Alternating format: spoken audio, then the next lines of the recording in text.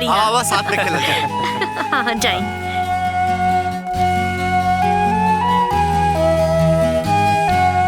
अरे ये बच्चा लोग भी ना तू दो जने के साथे रह के खेलेगा। लोग ऐसा खेला, लड़ाई झगड़ा ना करे के। ए सखी, एक ही को बेटा रह जाएगा। जाना बड़ा मन रहे कि एगो लड़की हो जाए, बाकिर भगवान सुनते ही नहीं खन। हमार तो बस ये दुगो बेटी बारे। बहुत सुंदर बाड़ी। ए सखी, हाँ एगो बात कही। आवा। हाँ चले। अपन बड़की के हमरा के दे देना। दे दी? पगला गई बारू का सखी, ऐसे कैसे दे दी हम? वो हमार बिना कैसे रही बताई बताई। अच्छा ही बतावा, ओकर बियाह कर देबू तो रह जाई ना? माने ढोलू और मीठी के बियाह कर दिया जाओ था।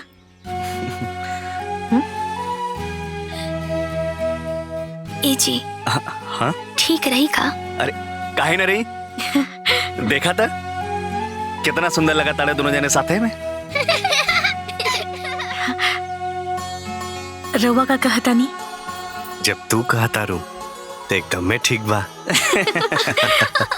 सखी समधी। हमनी के समधी।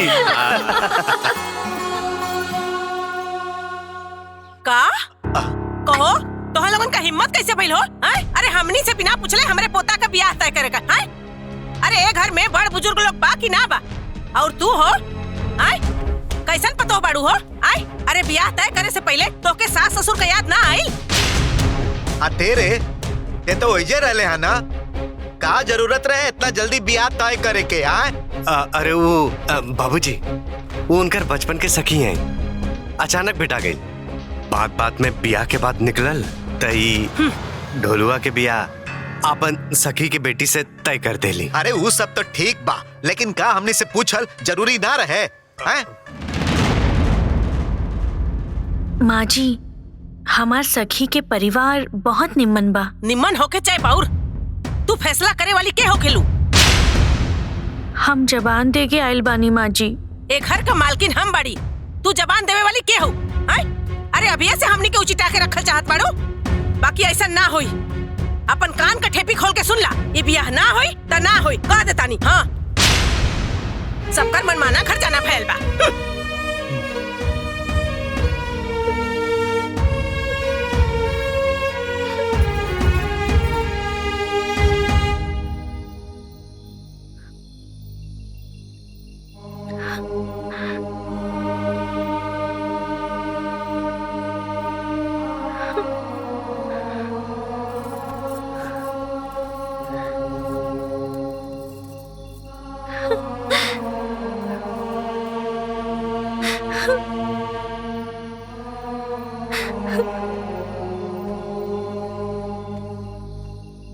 का भइल? बताएं जी, हम अपना सखी के कवन मुँह से कहब कि ढोलू और मिठिया के बिया ना होई? बेचारी कितना खुश होके गईली हम। ये खबर सुन के तो ओकर पूरा खुशी में पानी फिर जाए। माई बाबूजी के ना ऐसा ना करे के चाहिए जी। चुप हो जा, रोआ मत।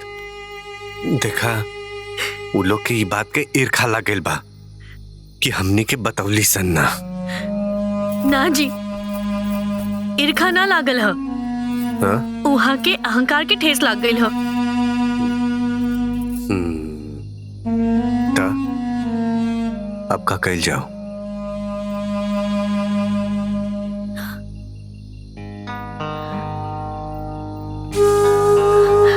ए जी, इमरती दीदी,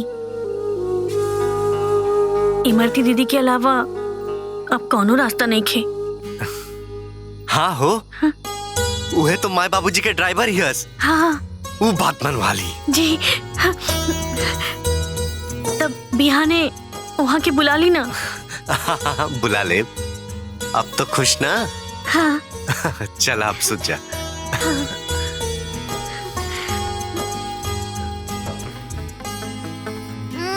मान जा ना मानब। अब तो मान जा। ना, हम ना मानब। अरे मीठी बेटा आप तो मान जा। हम ना मानब। अच्छा मान जा। मान दे दीदी तोहार ब्याह हो जाई। हमार ढोलू कितना सुंदर लागत बा। अरे माई बहुत जोर से भूख लगल बा।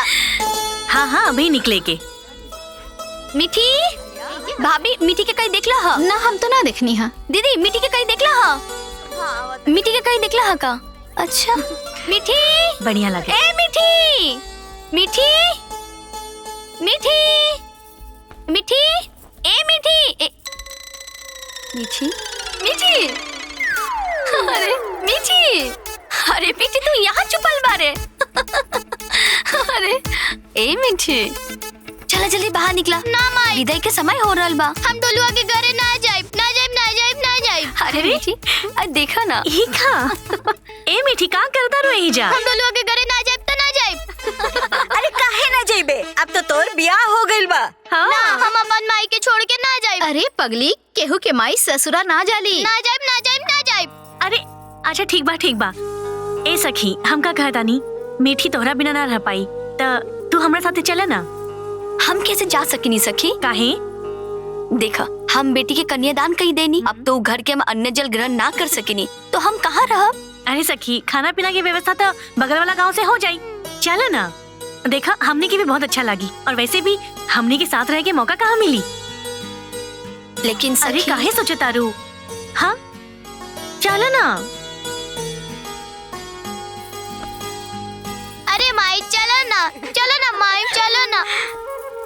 हमरा तरफ का देखा तारू? हमरा विदाई में हमार माई साथ आई रहल, तोरा विदाई में तोहार माई साथ है। अब तू मिट्ठी बिटिया की विदाई में जा। देखा हाँ माई चलो ना। अच्छा ठीक बा हम चलो। हाँ। पर ओसे पहले हमार छुटकी दुल्हन के बिंदिया ठीक होई। और हमार बिटिया रानी ली है हाथ में सिंदूरा। और ओके बाद छुटकी दुल्हन ली है घूंघट। और ओके बाद होई विदाई।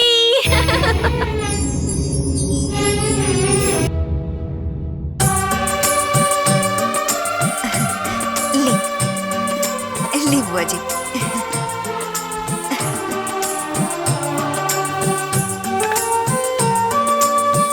हम ना खाइब, हमू लड्डू खाइब। अच्छा हमरे ननकी पतों के लड्डू चाहिए? रुका अब मंगाओ थे। ए बुचिया जो लड्डू लेके आता है अभी लेके आवता नहीं। रुका आवत बा लड्डू। ला भौजी लड्डू गोदी में भर दा। लड्डू। हाँ लड्डू सब चीजें करके दिया था, सब चीजें करे खातिर होता।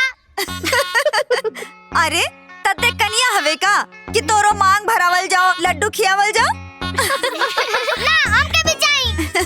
तोरा चाही तो जो साड़ी पहन के आ कन्या बन के बैठ जाओ। ढोलक कन्या अरे मिटिया तोरा के मार दे। मर बा तू तो हम तार मांग टिक दे। हाँ मारब। हाँ मांग टिक दे। अरे मिठी ए दामाद जी आई भागत तो हमारे। अरे ढोलू। हो गई इसे इधर अरे रुका कुल है। अरे बाप रे। अरे भैया ये कौन दृश्य चलता? अरे भैया इस सब के रोज के ये हाल बा। अरे जा लोग अंदर जा। अरे चल ना कहीं जा। चलो आओ अंदर आओ चलो भीतर चलो। बहुत मार चलो अंदर बदमाश। अरे इली हितराम रहुआ नहाबो न कैनी और खाए के व्यवस्था हो गई। अरे भैया हमारा होते हित का कौनो दिक्कत परेशानी हो ये हमार बेइज्जती न हो। अरे महाराज अब रहुआ इतना ध्यान रख ले बानी ये कम बा का? हे समझी जी हाँ। पिछला 3-4 पुस्त से जब राउर जैसन हित आवेला त इनके यहाँ से खाना आवेला। अरे इमरती बिटिया काका का भइल काका? अरे हैला अच्छा एमन हो दाल चावल और भुजिया। अच्छा और एम्मा हो गर्मा गर्म पूड़ी। अच्छा और ई हमार कुआं के ठंडा ठंडा मीठा जल। ए सुखारी। हाँ अरे फूफा खातिर भी कुछ ले आवल करा। अरे तो हाँ ठीक बा, आज शाम के जब रंजन भाई खातिर भोजन आई तो आपो खातिर खीर आ जाई। खीर आ जाई। खीर बे बाप मजा आ जाई हो। उम्र 55 के और दिल बचपन के। 55 ना 85 के। अब वो में 88। ई तोहार साड़ी है, इहो तोहार साड़ी है, और इहो तोहार साड़ी है। अरे इहो हमार साड़ी है। हाँ तो इहो हमार साड़ी है। हाँ बाबा हाँ, सब तोहार साड़ी है, बुझाइल। अबे हम आवता नहीं। अरे हाँ? अरे कहाँ? ढोलू ए मिठी। ए ढोलू आई आई ढोलू ढोलू ए मिठी। ढोलुआ। अरे रुका। ए मिठी, दुल्हा के नाम से ना बुलावल जाला। अब ओकरा से तोर बियाह हो गइल बा ना। तो का बोली बुआ? पति देव जी। अच्छा हाँ, अब से तो ओकरा के पति देव जी बुलावा। अब पति देव जी के सामने पल्लू रख के जाइल जाला। पति देव जी, ए पति देव जी, पति देव जी, ए पति देव जी, ए पति देव जी, पति देव जी, हाँ? ई ले। पति देव जी, पति देव जी, पति देव जी, पति देव जी, पति देव ए बहुरिया, ए बहुरिया, इ तारा के पति देव कहे खातिर के बताओ। हमार बुआ, पति देव जी, पति देव जी, पति देव जी, पति देव जी, हाँ पति देव जी, चला हमारा साथे। ना अभी हम खेल रहल बानी, चला ना एगो चीज दिखाओ तनी। चीज? हाँ चला। सूरज हमार दानी यहाँ से रही, हमार रहल बानी। हे पुतुल ले तब तक तू खेल। चला चला। छोटकी पतोहिया के अइला से हमार पतोहिया के बेटी होखला के अनुभव पूरा हो जाए। अरे तोरे ऊपर बहुत निमन लगी। अच्छा लगा था ना। बहुत बढ़िया लगा था। हाय देखा, ये सब हमार साड़ी है। इहो तो हर साड़ी है। अब पति देव जी, इहो तो हर साड़ी है। हाँ पति देव जी, मतलब ये सब तो हर साड़ी है। अरे बुद्धू पति देव जी, ये सब हमार साड़ी है। के देहले है? हमार सासू अम्मा। हमरा खातिर किनलू हा। तारा के ठेंगा। अरे ए बाबू, सुनो बाबू मत रोआ। अरे अरे ए ढोलुआ, अरे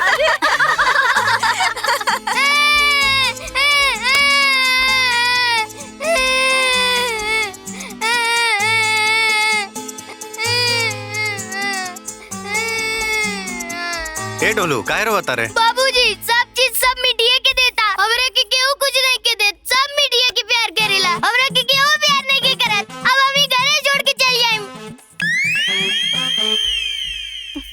तारा के कुछ ना मिली। हमार सासू अम्मा है, सब हमरा के मिली। तारा के ठेंगा मिली, ठेंगा। ए मिठिया, बस अब बहुत हो गेल तोहार। ऐसन क्यों चिढ़ावे के चाहिए का? देखा तो कैसे रो रहल बारा। ए ढोलू, ए चुप हो जा बेटा, चुप हो जा। ना रोए के ना।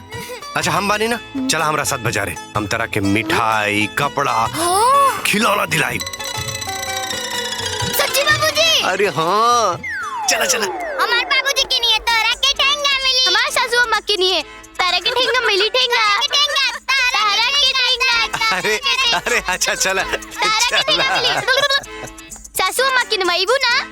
हाँ, हम तोहरा के बहुत सारा सामान किना देब। अब हमार प्यारी सासू अम्मा हमरा के सब कुछ किनवाई है। ए जी सुनी ना, जल्दी जल्दी दतोनिया करी, मठवा बन गइल बा। अरे वो सब तो ठीक है बा, सब तो चल गइल। अरे ये बतावा तू कब चलबू? देखा तारा न माई, हमरा से का कहा तारनी? काहे दमाद जी, बेटी हमार हियस, घर हमार हो, रउआ के काहे बोझ बनल बिया? जाई नु। हमहू चलेब। हमहू चलेब। ना हमहू चलेब। हमहू ले, चलेब। इन्हन के का हो गई? काहे ना ले जाई? अरे का करत तारा लोग? चले ना ले जाए। अरे अरे का भइल रे? हैं काहे लड़त बड़ा सन? देखा ना हाई ढोलू नाना हाई पतिदेव ई हमरा के स्कूल ना ले जाता ना। ए डोलू काहे साथे नहीं के लेके जात? अरे पिताजी इनका पढ़े भी आवेला आवेला ना हमरा के सब कुछ आवेला। अच्छा तारा पढ़े आवेला? हाँ। पढ़ के सुनावा का पढ़े आवेला? 1 2 3 4 5 6 7 8 9 10 11 12 13 14 15 16 17 18 19 20 अरे वाह बेटा वाह वाह। अरे और आगे ले सुना दा बेटा। आवेला हमरा के 100 तक आवेला। 100 तक? अरे बस बस बस हो गई। ए मनोज, हाँ बाबूजी। कल स्कूल चल जई हो और हमार ननकी पतोहिया के नाम भी लिखा दी हो। ई ढोलुआ के साथे पढ़े जाई नू।